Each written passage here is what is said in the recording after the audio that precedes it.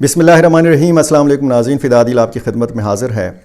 اورکزئی میں ایک بڑا حملہ اور ماسکو فارمیٹ کی جو کنسلٹیشنز ہوئی ہیں ان میں ہندوستان کی شرکت اور وہ جو ایک مشترکہ اعلامیہ جاری ہوا ہے اس کے ساتھ ہندوستان کا بھی اتفاق، یعنی یہاں پہ بات کی گئی ہے کہ افغانستان کے اندر یا آس پڑوس کے ممالک میں کوئی امریکی اڈہ نہیں ہونا چاہیے، تو اس بات سے اتفاق کیا ہے ہندوستان نے بھی۔ یہ معاملہ اور پھر یہ جو ماسکو فارمیٹ ہوا ہے اس کے بعد اس کا ہم یہ کہہ سکتے ہیں کہ جو افغانستان کی سرزمین کے حوالے سے بار بار بات کی گئی ہے، نہ صرف پاکستان نے بات کی ہے بلکہ چین نے، ایران نے، روس نے، باقی ممالک نے بھی یہی بات کی ہے کہ افغانستان میں ایسے مواقع پیدا کیے جائیں کہ یہاں پہ دہشت گردی جو ہے یہ اس کو پنپنے کا موقع نہ ملے۔ اس کے بعد فوراً بعد یہ حملہ ہوتا ہے اورکزئی میں۔ ایک لیفٹیننٹ کرنل جو ہیں اس میں شہید ہو جاتے ہیں، میجر رینک کے ایک جو افسر ہیں یہ شہید ہو جاتے ہیں، 11 افراد اس میں شہید ہیں اور 3 زخمی ہیں۔ 5 افراد کے بارے میں، 5 اہلکاروں کے بارے میں بتایا گیا ہے کہ یہ اس واقعے میں جو ہے یہ لاپتہ ہیں۔ اب یہ لاپتہ افراد کہاں پہ ہیں؟ کیا یہ ملیٹنٹس کے قبضے میں ہیں، ان کی تحویل میں ہیں؟ وہاں پہ آپریشن چل رہا ہے، اور جب بھی اس قسم کا واقعہ ہوتا ہے، جب ملیٹنٹس اپنے ہمراہ لے جاتے ہیں سیکیورٹی اہلکاروں کو بھی، تو آپریشن بڑا طویل ہو جاتا ہے۔ یہی ہم نے وزیرستان کے مختلف واقعات میں دیکھا، یہی ہم نے بنو ڈویژن کے مختلف واقعات میں دیکھا، اور ریسنٹلی ہم نے دیر میں دیکھا کہ جب ملیٹنٹس جو تھے وہ اپنے ہمراہ لے گئے سیکیورٹی اہلکاروں کو، اور بعد میں پھر صرف اس بات پہ مذاکرات ہوئے کہ وہ جو شہید سیکیورٹی اہلکار تھے ان کے سر حوالے کیے جائیں، کیونکہ سر بریدہ لاشیں جو ہیں یہ صرف حوالے کی گئی تھیں اور ان کے سر ملیٹنٹس جو ہیں اپنے ہمراہ لے گئے تھے۔ تو اس کے لیے مقامی جرگے کا استعمال کیا گیا تھا۔ مقامی جرگے نے ملیٹنٹس کے ساتھ مذاکرات کیے تھے، اور بعد میں وہ جو ایک سلسلہ تھا یا لاشوں کا جو تبادلہ تھا وہ پھر ممکن ہو سکا تھا۔ یہ جو اورکزئی کا انتہائی ایک افسوسناک واقعہ ہوا ہے، اس کی تفصیل پہلے میں آپ کو بتا دیتا ہوں۔ ویسے آپ کو پتہ بھی چل گیا ہوگا، مختلف چونکہ ایک بڑا واقعہ ہے، الیکٹرانک میڈیا نے بھی اس کو رپورٹ کیا ہے۔ حالانکہ ہمارے علاقوں کی طرف جب کوئی واقعہ ہوتا ہے تو اس کو زیادہ رپورٹ نہیں کیا جاتا، چونکہ اس واقعے کی باقاعدہ تصدیق ISPR نے بھی کی ہے، تو اس لیے اس واقعے کو الیکٹرانک میڈیا نے بھی، قومی میڈیا نے بھی رپورٹ کیا ہے۔ یہ علی شیر زئی کا مقام ہے، اورکزئی کا۔ یہ ٹھل اورکزئی روڈ ہے، یہ سنگم کا علاقہ ہے، کورم کا اور اورکزئی کا، اور فوجی قافلے پر بتایا گیا ہے کہ یہ حملہ کیا گیا ہے۔ اس میں جو لیفٹیننٹ کرنل ونگ کمانڈر راجہ جنید عارف راولپنڈی سے ان کا تعلق ہے، 39 سال ان کی عمر بتائی گئی ہے، یہ اس حملے میں شہید ہو گئے ہیں۔ میجر طیب راحت راولپنڈی سے ہی ان کا تعلق ہے اور ان کی عمر 33 سال بتائی گئی ہے، یہ بھی اس واقعے میں شہید ہو گئے ہیں۔ ایک نائب صوبیدار اعظم گل اس واقعے میں شہید ہو گئے ہیں، اور یہ خیبر سے تعلق رکھتے ہیں۔ اچھا، نائک گل امیر یہ ٹانک سے تعلق رکھتے ہیں، یہ بھی شہید ہوئے ہیں۔ نائک عادل یہ شہید ہوئے ہیں، قوم توری، یہ کرم سے تعلق رکھتے ہیں۔ لانس نائک ارشاد شہید قوم توری، یہ بھی کرم سے تعلق رکھتے ہیں۔ لانس نائک تالیش فراز یہ شہید ہوئے ہیں۔ لانس نائک شیر خان شہید یہ یوسف زئی ہیں، ان کا قبیلہ۔ سپاہی زید شہید قوم کنڈی یہ کنڈی قبیلے سے تعلق رکھتے ہیں۔ سپاہی طفیل شہید عثمان خیل ہیں۔ سپاہی عاکف شہید یہ بھی یوسف زئی قبیلے سے تعلق رکھتے ہیں۔ مختلف جو شہداء ہیں ان کا تعلق جو ہے یہ خیبر سے ہے، مردان سے ہے، ٹانک، کرم، مانسیرہ، مالاکنڈ سے ہے، خیبر پختونخوا کے مختلف علاقوں سے ان کا تعلق ہے۔ اچھا، جو زخمی ہوئے ہیں نائب صوبیدار رئیس یہ رانی زئی قوم سے تعلق رکھتے ہیں، یہ زخمی ہیں۔ سپاہی وقار زخمی ہوئے ہیں، یہ مومند ہیں، اور سپاہی سمیع اللہ اورکزئی یہ بھی زخمی ہوئے ہیں۔ جو لاپتہ افراد ہیں یہ نائک امبار، نائک مستجاب، نائک آصف، سپاہی امیر زیب، لانس نائک کیسر خٹک، یہ جو ہیں یہ شامل ہیں۔ اور اس واقعے کے بعد جو وہاں پہ فورسز مزید پہنچیں، ملیٹنٹس کے ساتھ ان کی جھڑپ ہوئی۔ ISPR نے بتایا ہے کہ 19 ملیٹنٹس کو مارا گیا ہے اس آپریشن میں، اور ابھی تک یہ آپریشن کا سلسلہ جو ہے وہ وہاں پہ جاری ہے۔ اس لیے جاری ہے کیونکہ 5 سیکیورٹی اہلکار لاپتہ ہیں، اور جب اس قسم کا واقعہ ہوتا ہے تو آپریشن طوالت اختیار کرتا ہے۔ اور اسی طرح ایک اور خبر بلوچستان سے آئی ہے کہ ایف سی چوکی پر حملہ ہوا ہے پنجگور میں، اور یہاں پر 3 سیکیورٹی اہلکار شہید ہوئے ہیں، 4 کے بارے میں بتایا گیا ہے کہ وہ زخمی ہوئے ہیں، اور اسی طرح 3 دہشت گرد بھی بلوچستان کے اس واقعے میں مارے گئے ہیں۔ کچھ دن پہلے F C headquarter Quetta پر حملہ کیا گیا تھا، اس میں آپ نے دیکھا کہ 5 یا 6 جو دہشت گرد تھے وہ آئے تھے۔ پہلے انہوں نے بارود بھری گاڑی ٹھکرائی تھی، اور اس کے بعد پھر ہم نے دیکھا کہ مزید ملیٹنٹس نے وہاں داخل ہونے کی کوشش کی تھی۔ 16 منٹ کا وہ مقابلہ تھا، اور 16 منٹ کے بعد ہم نے دیکھا کہ ان کی پھر لاشیں، ان کی تصاویر، ان کی ویڈیوز جو ہیں وہ سامنے آئیں۔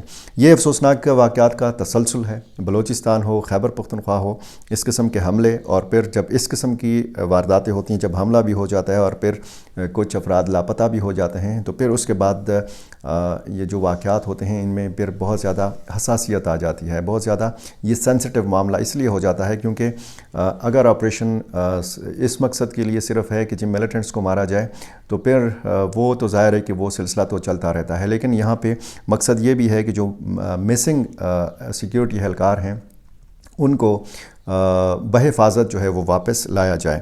تو یہ بتایا گیا ہے کہ اتحاد المجاہدین پاکستان نے اس واقعے کی ذمہ داری قبول کی ہے۔ کوئی باقاعدہ تو میری نظر سے نہیں گزرا کہ اتحاد المجاہدین نے باضابطہ طور پر اس کی ذمہ داری قبول کی ہو، لیکن کچھ ذرائع سے میں دیکھ رہا تھا کہ اس تنظیم نے ذمہ داری قبول کی ہے۔ یہاں پہ ٹی ٹی پی کی بھی موجودگی ہے۔ اب جب کچھ گھنٹے مزید گزریں گے تو پتہ چلے گا کہ اصل میں اس واقعے کے پیچھے کس تنظیم کا ہاتھ ہے۔ تو یہ واقعات، اور یہ جو میں آپ کو جس اعلامیے کے حوالے سے بتا رہا تھا کہ ایک اعلامیہ جاری کیا گیا ہے، ماسکو فارمیٹ کا جو 7واں اجلاس ہوا ہے، اس کے بعد یہ بتایا ہے شرکاء نے اس اعلامیہ میں کہ افغانستان کو ایک خود مختار، متحد اور پرامن ریاست کے قیام کے لیے اپنی غیر متزلزل حمایت ہم دیتے ہیں۔ یعنی ان تمام ممالک نے، 11 یا 12 ممالک نے بھرپور حمایت کا اعلان کی ہے افغانستان کی خود مختاری کے حوالے سے، اور ایک متحد اور پرامن ریاست کے قیام کے حوالے سے۔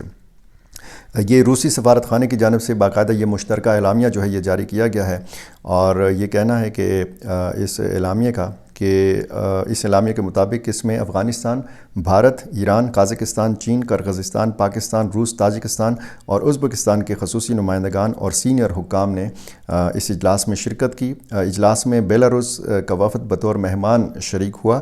اجلاس میں پہلی مرتبہ افغان وزیر خارجہ، جیسے آپ کو پتہ ہے امیر خان متقی نے پہلی دفعہ اس اجلاس میں شرکت کی۔ اس سے پہلے جتنے بھی 6 اجلاس ہوئے وہاں پہ افغانستان کی نمائندگی نہیں تھی۔ اچھا، اس اجلاس میں فریقین نے زور دیا کہ افغانستان کی معاشی اور تجارتی روابط، سرمایہ کاری کے تعاون اور علاقائی اور بین الاقوامی شراکت کو فروغ دیا جائے۔ فریقین نے افغانستان کی شرکت سے علاقائی اقتصادی منصوبوں کی ترقی، صحت، غربت کے خاتمے میں پیش رفت کے فروغ پر زور دیا۔ اجلاس میں زراعت اور آفات کی روک تھام جیسے شعبوں میں پیش رفت کو فروغ دینے پر زور دیا گیا تاکہ افغانستان جلد از جلد خود انحصاری اور پائیدار ترقی حاصل کر سکے۔ فریقین نے اجلاس کے شرکاء نے افغانستان کو علاقائی رابطہ کاری کے نظام میں فعال طور پر شامل کرنے کی حمایت کی، اور افغان عوام کو انسانی ہمدردی کی بنیاد پر امداد جاری رکھنے کے عزم کا اعادہ کیا۔ شرکاء نے بین الاقوامی برادری سے اپیل کی کہ وہ ہنگامی انسانی امداد کی فراہمی میں تیزی لائے۔ شرکاء نے اس امداد کے سیاسی استعمال کی کوششوں کی بھی مخالفت کی۔ دو طرفہ اور کثیر الجہتی سطح پر انسداد دہشت گردی کے تعاون کو مضبوط کرنے کی ضرورت پر زور دیا گیا۔ یہ بہت اہم نکات ہیں، یہ ذرا غور سے سنیے گا۔ شرکاء نے زور دیا کہ افغانستان کو اس قابل بنایا جائے کہ وہ دہشت گردی کے خاتمے کے لیے جامع اقدامات کرے تاکہ اس کی سرزمین کو پڑوسی ممالک یا دیگر ریاستوں کے خلاف استعمال نہ کیا جا سکے۔ شرکاء نے دہشت گردی کو افغانستان، خطے اور عالمی امن و سلامتی کے لیے ایک سنگین خطرہ قرار دیا۔ شرکاء نے علاقائی ڈھانچوں اور فورمز کے اہم کردار کو اجاگر کیا۔ شرکاء نے افغانستان کی موجودہ صورتحال کے بنیادی ذمہ دار ممالک پر زور دیا کہ وہ افغانستان کی معاشی بحالی اور مستقبل کی ترقی کے لیے اپنے وعدے پورے کریں۔ شرکاء نے بعض ممالک کی طرف سے افغانستان یا اس کے ہمسایہ ممالک میں فوجی ڈھانچے کی تعیناتی کی کوششوں کو ناقابل قبول قرار دیا، یعنی فوجی اڈہ ہمیں قبول نہیں ہے، منظور نہیں ہے، کیونکہ یہ اقدامات علاقائی امن و استحکام کے مفاد میں نہیں ہیں۔ دلچسپ بات وہی ہے کہ اس اعلامیے پر دستخط ہیں امیر خان متقی کے بھی، جو افغان وزیر خارجہ ہیں، جس میں افغانستان میں دہشت گرد تنظیموں کے حوالے سے بات کی گئی ہے۔ اس اعلامیہ پر دستخط ہیں افغانستان کے لیے جو اس اجلاس میں شریک تھے بھارت کے نمائندے کے بھی.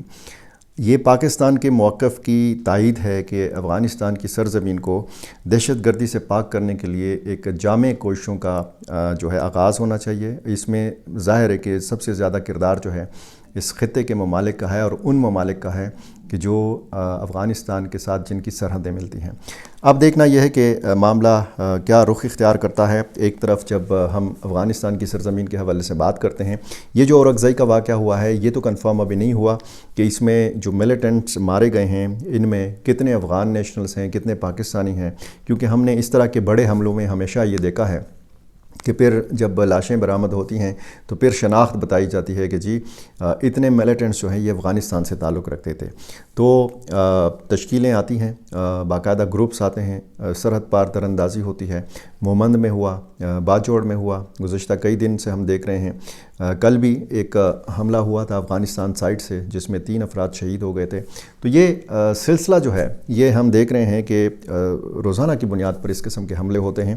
اور میری تو کوشش ہوتی ہے کہ کہیں نہ کہیں سے کوئی اچھی خبر، کوئی خوشگوار خبر بھی ایسا موقع ملے کہ میں آپ کو سنا سکوں.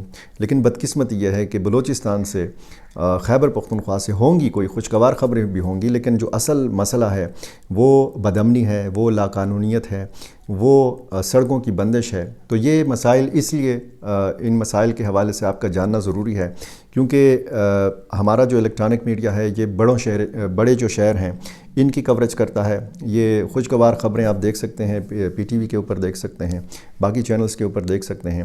لیکن ہمارا جو دکڑا ہے، ہمارا جو ایک غم کی داستان ہے، یہ روزانہ کی بنیاد پر میں اس لیے آپ کو سناتا ہوں کیونکہ یہ جاننا آپ کا حق ہے کہ آپ کے علاقوں میں کیا ہو رہا ہے، آپ کے علاقوں کے باہر کیا ہو رہا ہے، پاکستان سے باہر افغانستان کی سائٹ پہ کیا ہو رہا ہے. میرا چینل آپ نے ابھی تک سبسکرائب نہیں کیا، یہ کر لیجیے، مجھے اپنی رائے سے ضرور نوازا کیجیے. بہت شکریہ.